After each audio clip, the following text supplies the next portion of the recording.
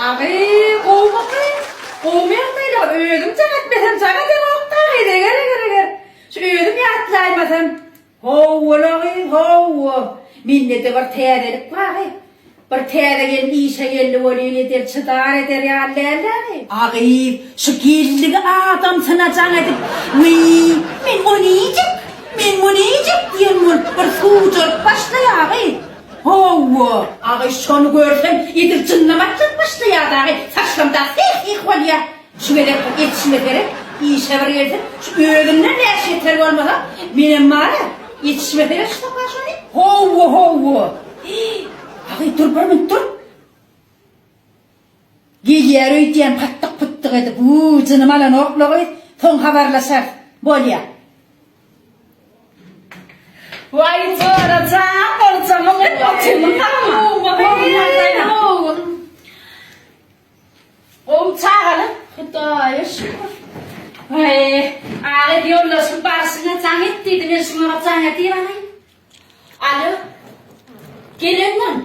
Hava ise şuna delip dursun. Eskiden mi? Men almayetim bir ya. Ödüm terci, gökçü, yamca yılan yetim bir ya. Yamca yılanın bana iyimer, bir derek getirelim olur. Men aydan iyimer, tenece vursun. Gökçemle, Ben ağda diyeyim can etmeli be. Men almayetim geliyor. Ödüm terci, yamca bağırdı yılan ne? Şu bağın düğünen koparıp getir. Şu bağdan yol hayır dedi. Yetim geliyor da ödümüm. Ay eskiden mi? Meni almayacak gel. Yok alma getirme. Göğün getirmez. Yok alma getirme. Dinle beni. Men dinle. Men çişli yetmedi ya. Çişli getirsene.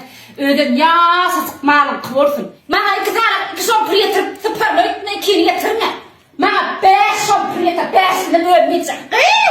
Men çişli yetim ya. Ne satık malım kıvırsın. Ödüm katı yaş olsun. Toplucuk olsun. Şu ara soyma kaka yolun suratına integraptan uğradık koyuver. O olsun. Sisteme oduncu olsun. Çıkrap tutturan olsun da. Ödüm 5 şampullen. Tandırlama olsun. Şodur şuna soyda tandırlamak getirip ver. Şeylik getirdene bak. Adamın dipsuna diyeyim de. Edinim, mine berder çişli yerine vurup yetim bilmek yiyecekken yok. Getirme, soyma.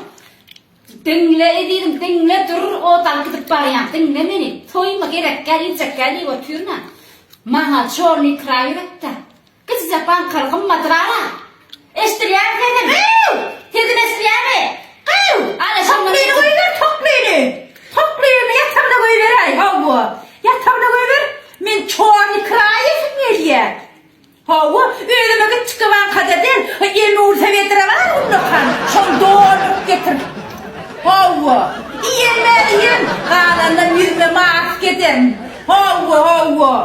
Beni krayıcak geldi ya. Şu tacibini krayıp yöne bulmazım olmadı. Yiyecek geldi yok gerek. Yanma dinle beni. Ben kırıver diyecek. Kırıver. Sonra işte tarafına kayıt dayrat etti. Neme? Kır niye mi? Ağay. Hile kolu kırıver. Kremli kök yiyecek. Şey diyecek onu. Kremli kök yedim. Niye yemem? Alo. Hiç de diyecek gel.